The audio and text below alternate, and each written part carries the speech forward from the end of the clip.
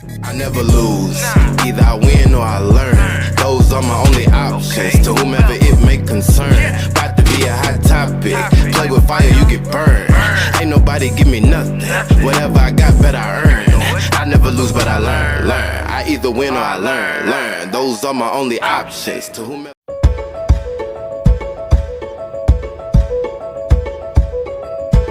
I just wrote a book with my 5-year-old son. We wrote about the healthy T-Rex and how, kind of giving it to in a way that kids can, Wow. T-Rex, the healthy dino. So we actually wrote it in a way, to help kids understand a healthy lifestyle, but in a fun way, where it's, again, not preachy.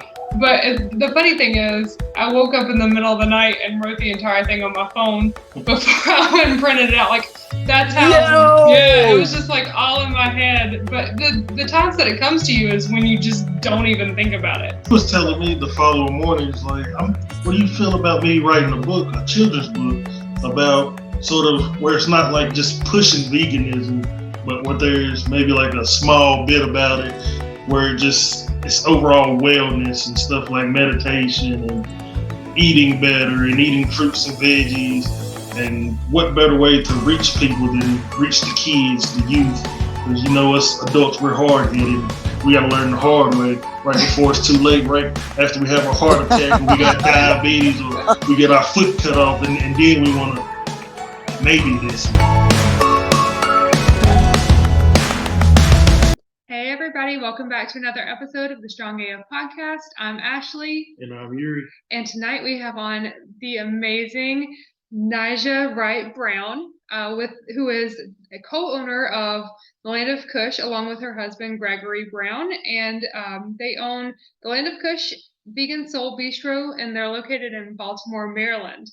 And Naijha has an MBA in business from the University of Phoenix and is a successful serial entrepreneur. And really, the thought of opening a restaurant never crossed her mind until she relocated to Baltimore and met her now husband, Gregory Brown. And she is also the executive director of Black Veg Society, which is a nonprofit organization with a mission to educate predominantly Black, indigenous, and people of color communities about the benefits of holistic living, plant-based diet, and veganism. And she also has a digital talk show, which I see if you're watching the podcast on YouTube, a little image behind you there, called Naijha Speaks, to help people on a mission to find their vegan soul. So welcome, we're really glad to have you on. Thanks for having me, Vegan, Strong, and Fit. I love it. So tell us, I know that you said that you had not actually thought of opening a restaurant until you met your husband. So how did all of that happen? I mean, how does that just come up? I'm very curious. Well, I'm a native New Yorker, born and raised 22 years. I spent 22 years in New York, mostly in the South Bronx and New York City housing projects with my mom and my younger sister.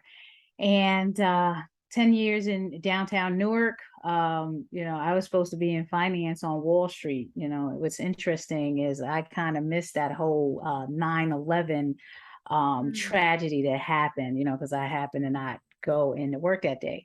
So I was always Wall Street, Wall Street, financing, supporting trading room systems into technology. And I worked for an investment bank. So I was always working 9 to 5, 6 to 12, and on the weekends. And I also had a entertainment company producing comedy and talent shows. So that's what I was into when I was and a nightclub promoter. So that's what I was into when I was in New York.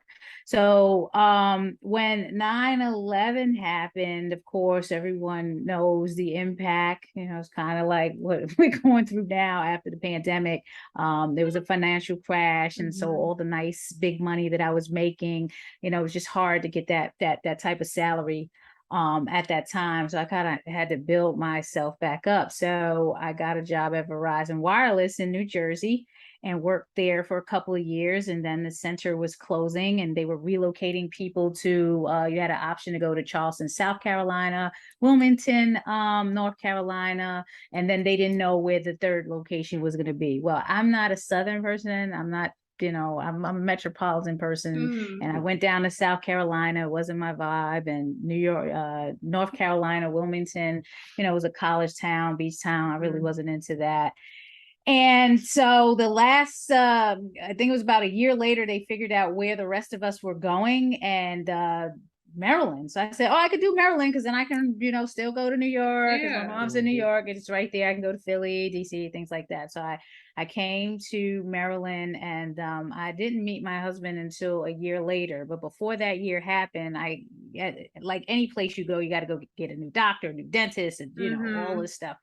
So I got a physical, and my cholesterol was high. It was at, I think, over 249, and I was 33. And I was trying to like practice this holistic lifestyle, but with 249 plus cholesterol, you got to do something about reducing it. Otherwise, I was going to be placed on meds. And again, I'm holistic. I don't do over the counter pills and things like that. I'm not into all of that. So I said, well, that's not an option. So I got to figure out what to do.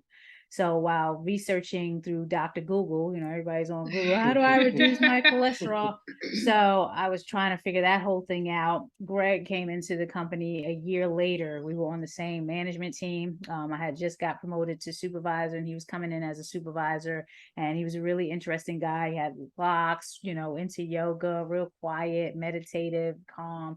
So he would come in to work with these interesting lunches, and he would share lunch with me. Again, we was on the same team, and then I started to learn about the vegan lifestyle from him, and then it grew into learning about his passion for business and his passion into opening up a restaurant. And I said, well, I don't know anything about restaurants, but I can market the hell out of anything that I'm passionate about. And right now I'm passionate about improving my health. So I can probably help you. And, here, fast forward 11 years later, we are an award-winning VeganSoul Bistro, and we're a small little shop.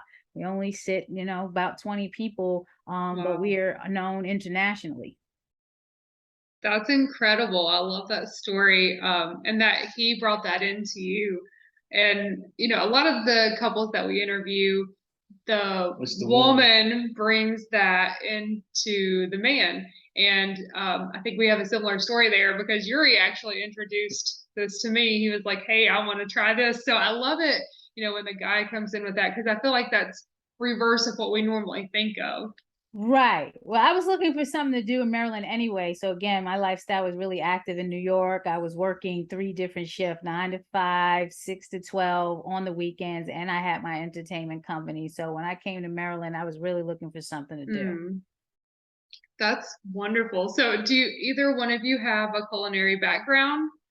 Greg is a self-taught chef, so he taught himself how to cook. His story is basically he went vegan cold turkey, pardon the pun, after he heard a KRS song, and that song was beef. So he is a big fan of KRS, and that's how he started his journey, by listening to the sounds and messages of KRS-One. Awesome. There's a crazy story about that. Now that you brought that up, it was maybe last week. A coworker of mine, he wrote that down. He showed me. He told me, "Go listen to this song. Listen to this and everything." And it happened to be beef. So I feel like that's sort of a crazy coincidence. And then that's how it all started. And then I have a question for you. Since you said he introduced you to the plant-based lifestyle, did you have any reservations, or you were just all in when you started seeing his lifestyle and the way his eating habits and stuff like that? Well, when we started courting, I said, I'm a seafood lover. I mean, you're talking about, I'm coming from the Bronx, so City Island was like, short distance to me. So I probably ate at every single seafood restaurant in City Island. So I was a big surf and turf type of person, shrimp, scampi, all of that. So I said, if you could deal with that, then, maybe it'll work, because I don't think I'm going to be able to give up seafood. And he was like, yeah, I might be able to deal with that. I don't think that's going to be a problem. But, as my journey deeper into researching the vegan lifestyle and the animal rights and environmental and health, and also the global hunger aspect, little by little, my body was detoxing from these animal products. And you know, one day I got nauseous. I think I remember it like it was yesterday. It was my birthday, and I went to Pazzo's. Pazzo's is in Fells Point, here in Baltimore, and I was a big salmon lover. I love salmon, and I always ate vegetables. I was a big vegetable lover, but they put this big salmon on my plate with some vegetables and wild rice, and I was just nauseous. I almost Mm. puked, and I said, "Oh, well, I guess there goes my seafood days because I'm never going to be eating seafood again." And that expensive plate just sat there, and all I ate was the spinach and the wild rice. Oh, you know, I hate to say it, like that's the worst feeling in the world, but sometimes it takes that to like really change our lifestyle and make us Right. go, okay, that's enough. Yeah, it was, and that was the second time that happened, because the first time it happened, I was at a networking event at this nice restaurant out here again in Fells Point called T-Volve. And you know, I was a big shrimp cocktail person, but at this event they had the bacon. I was never really big into pork and stuff like that. They had the Mhm. bacon wrapped around the shrimp, and I was like, oh my God, I'm going to die. The smell is killing me. So that was the first time, but I thought it was just, oh, you know, it's Mhm. just because the bacon was wrapped around it. But when I got to Pazzo's and ordered that salmon and the smell bothered me, I knew, oh, my body is just detoxed. There's no more Yeah. seafood for me. It's crazy how things like that work. Because we just, what was it, last week we just interviewed somebody, and they had a similar story where the second go round is all it took. And I guess for yours, where it was the smell, and then the second time the way it made you feel and everything, it's just like the Mhm. universe was like, I told you. It just Yeah, I keeps mean, nailing at you, nailing away. yeah, everyone has a personal journey. I am not the Mhm. vegan police, and nor do I try to be the vegan police. Yeah. It is one's personal journey because you have to be psychologically ready to adopt any lifestyle. It could be a Yes. Mhm. religious lifestyle, whatever. So this is an individual's personal journey, and I'm not one of those, you know, Mhm. Mhm. this is why Black Veg Society is so awesome, because we meet people where they are. No, we're not going to tell you to eat meat, but we're going to meet you where you are, where are you at in this journey, and what are you trying to do, and here are some ideas that we have to get you there. I love that so much. And I love that you're so active in the community and really there is a leader helping out. So tell us more about Black Veg Society and what you do there. Black Veg Society was birthed out of a loyal customer that we had when we first opened the Land of Kush. I mean, when you're opening up a restaurant, and anybody that knows the restaurant business understands that the first year is really critical because you can be out of business in the first year. Mhm. So our first focus was promoting the Land of Kush. Again, I came on board to promote the Land of Kush, to market the Land of Kush, and Greg was the operation and, of course, the chef, because these are his recipes. I inspired some of the recipes, but you know, he made the recipes. So my focus was marketing and promotion. When as people were coming in and they were feeling the energy, you know, Land of Kush became this social enterprise. It was a social hub where people came to. So there was a Facebook group called Black Vegetarian Society of Maryland that this individual Julian moderated. It was his group or his page, and he kept wanting to give us this page, and you could do, y'all doing so great, and you know, like we're literally in our first year and we're just Yeah. focusing on that. We don't have time for this right now. Fast forward from 2011 to 2014, VeganSoul Fest was being birthed. So that would be the first special event that was organized through me, with Land of Kush as one of the sponsors. And after the success of VeganSoul Fest, myself and Brenda Sanders, who's the executive director of Afro Vegan Society, Black Veg Society, or Black Vegetarian Society of Maryland at that time, became my baby. So, and then it became a nonprofit. And then to this date, right now, we have evolved to Black Veg Society because we just don't focus on Maryland and Baltimore. Our base is here, but I have connections in Seattle, Washington, Denver, Colorado, Richmond, Virginia, San Antonio, Texas, New York City. So it's just not just based here. I have Yeah. strategic partnerships around the country and still building. It's beautiful. That's absolutely amazing. I love that you're able to you started local, but you're able to spread that information now all across many different states. It's incredible.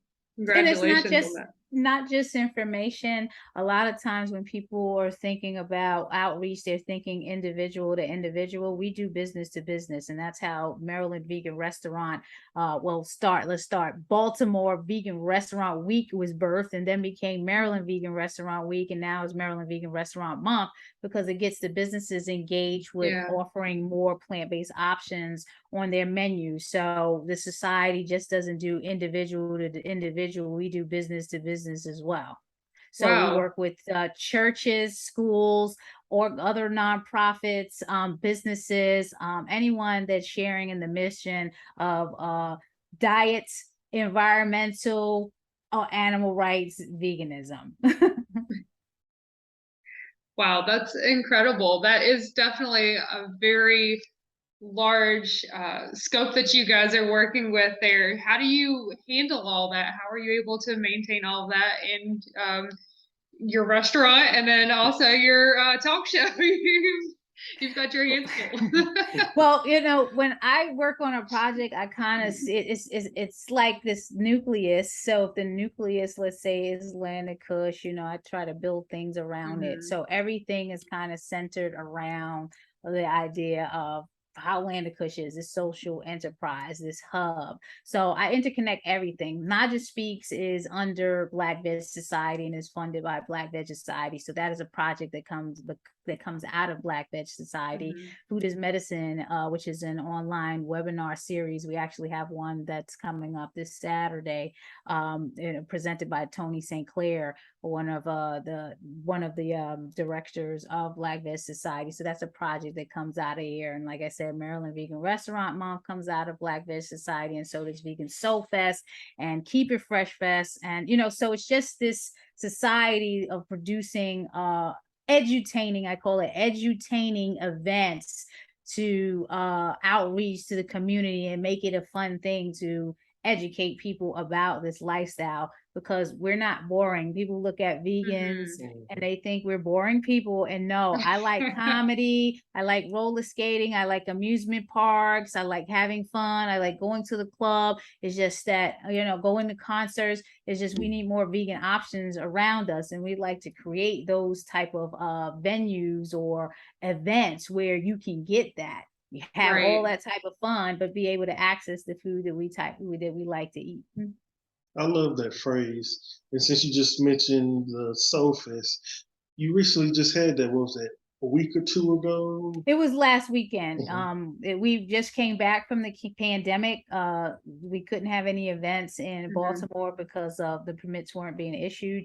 So we're coming back after a 2-year postponement, and we decided to go full force and make it a 3-day event and partner with a wonderful organization in Baltimore called Collectively. They were organizing their inaugural We Give Black Fest. So we both came together to present VeganSoul Fest, We Give Black Fest, and it was a beautiful event. Now, because of funding and those type of issues, it was a ticketed event. VeganSoul Fest has been running for 6 years as a free event, bringing out over 10,000 people. The ticketed aspect of it and the cost being so high and the budget being so high kind of did impact the number of people that we wanted to see. But if you go to our Instagram, VeganSoul Fest, or even at Facebook, you can see the experience that people had. I just did a Naijha Speaks interview yesterday talking about the experience and did some video recap and showed some photos of people having fun at the festival. So we're going to be doing it again. We're already in the planning stages of VeganSoul Fest 2023 for August 19th to the 20th. Only 2 days, because those 3 days kicked our butt. 2 days, and we're already in the planning stages. That's so exciting. I love it. I love how you said earlier that, vegans are not boring, and that's what you want to showcase. And honestly, I think that really shows with your name, the Land of Kush. So tell us, how did you all come up with that name? Well, Greg, my husband, studies the African diaspora, and a lot of times, or all the time, people think Kush is a weed, marijuana, but people have to understand the land of Kush was an ancient African civilization in Ethiopia, and it was a powerful rulership. If anybody is familiar with the Bible, they'll know or be familiar with the Kushites. So Kush was a land in Ethiopia, and it's interesting because Smithsonian did a story on the lost kingdom of Kush, and I actually interviewed the gentleman that wrote this story, Ishmael Kush, last year. On writing the story. So it talks about this lost kingdom of Kush. So, and it gives people the opportunity to learn that we weren't always enslaved people. Black people were empowered people. There's ancient African history. And before there was any history, there was Black history. That's amazing. I love that story. And yeah, I think that having that, the land of Kush, obviously people are going to immediately think about marijuana, but then having that backstory, because you're going to get asked questions too, and being able to use that also to educate is great.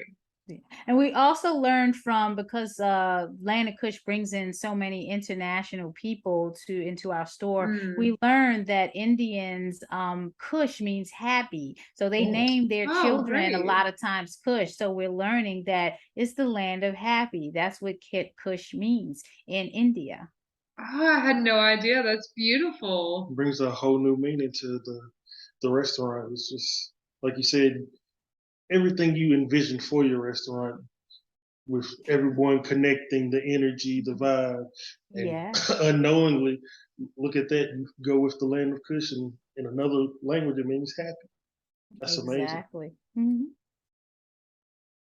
That's awesome. So are there any other events between now and next year that you guys are going to be participating in that our listeners would be able to come out and hang out with you guys? Yeah, well, we're finishing up Maryland Vegan Restaurant Month. It ran from August 5th to the 28th this Sunday, so it'll be ending there. I will be out doing my final set of tastings. We just got a delivery of some sauces, bitching sauces, that's what it's called. It was supposed to be at VeganSoul Fest, but it's just now being delivered. So we'll be doing some tastings this weekend of the sauces and just fundraising for VeganSoul Fest. I will be doing a lot of speaking from now. Usually this is my slower time of the year where I'm doing more presentations and traveling. I'll be in Tallahassee for the Tallahassee Veg Fest, speaking out there in October. I'll be in Richmond next month at the Soul Vegan Block Party, just supporting and doing some live coverage on Naijha Speaks about what's happening at that fest this year. And then usually in November, December, I'm kind of just winding down, planning for 2023. We start planning for Maryland Vegan Restaurant Month in December, so we can launch it in March. And then we're planning VeganSoul Fest 2023 right now. So that's something else that I'm working on. And then in the meantime, just little ad hoc events here and there. We may pop up at churches. We may do lunch and learns at schools. So those are some of the things that we'll be working on. But Naijha Speaks is a weekly thing. Thursdays at 11. My website is naijaspeaks.com. Awesome. Where else can our listeners find you? The listeners can follow me at Naijha Speaks, Naijha Speaks. So that's my Instagram. And again, naijaspeaks.com. You can find all the interviews that I've done since the pandemic, because that's when when the show started. So you'll see how I progressed from, beginning to where I'm at now. And then Land of Kush is landofkush.com. So if you're in the Maryland area, or you're traveling to the Maryland area and you're going to be in and around Baltimore, you want to come to 840 North Utah Street, right near Martin Luther King Boulevard. We're open 7 days a week, Monday through Saturday from 11 to 9, and Sunday 10 to 8. So we are always here for you. You can follow us at the Land of Kush. I must say, I believe I found you on maybe Facebook. I don't know if it was a sponsored ad or what it was. But I do a remember, lot to sponsor that. well, that's probably what it was. So I remember seeing the name. I was like, the Land of Kush, and then it happened to be plant-based or vegan. And I started looking at it, and I'm trying to think what food may have caught my attention.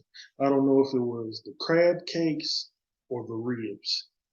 Well, our ribs are our signature dish. That's what brought us into the market. We would vend the ribs and the collard greens and the yams at festivals in our community. So the ribs are a signature dish. It's made in a homemade sweet barbecue sauce. And then the crab cakes are award-winning, voted by PETA as top 10 seafood dishes in America in 2018. So they're both really good. I'm drawn to the crab cakes because, again, remember, my history has always been seafood. So and then we have the Old Bay sauce on it. So I was a big fan of Old Bay, the Old Bay seasoning.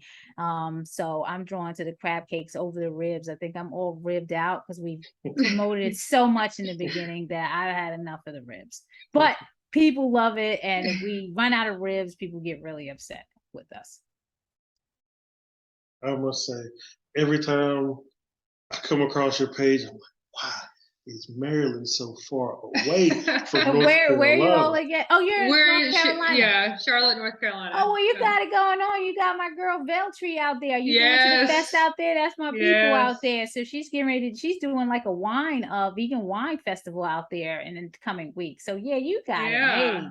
We were out there for her event, the NC Soul Food Fest, a couple of months ago. So yeah, she's doing her thing. Shout out to Veltree. She sure is. Veltree and her wife. Yes, and they're always so amazing to our kids when we go in there too. Yes, because our boys are something else. If you don't see them, you're going to hear them. So you will eventually see them.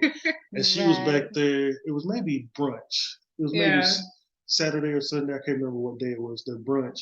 And she was back there, and our youngest kept looking over there, and she was waving at him and just egging him on. And then she came out there and was talking to him and everything. Right. So yeah, it's a great environment. Beautiful spirits. Definitely. Yeah. We had a great time out in Charlotte this summer. That's awesome. Before we go, we have to ask one of our most important questions here, which is, where do you get your strength? Well, I'm a spiritual being, and God is in me. God is in all of us. So that's where I get my inner strength. God is in me, is in you, is in all of us. And, even when we're at our weakest moment, the inner God within can pull us up. So that's where I get my strength. And I have a 10-year-old daughter, and I want to make sure that I'm a positive role model. She looks up to me because that is the future. And at some point, she's going to need to take care of me. That's wonderful. I love it. Thank you so much for coming on. We have really enjoyed having you on, and all of our listeners that are in the Baltimore area or willing to travel up that way, you have definitely got to check out the Land of Kush. Thank you for having me. Stay blessed. Thank you for listening to the Strong AF podcast. We hope you really enjoyed this episode. Just do us a favor, go on the Apple Podcast, leave us a 5-star review, let us know how you enjoyed the episode. And if you're watching this on YouTube, just drop us a couple comments. We love hearing from you guys. Yeah, we always love hearing your feedback, and let us know what you'd like to hear more of as well.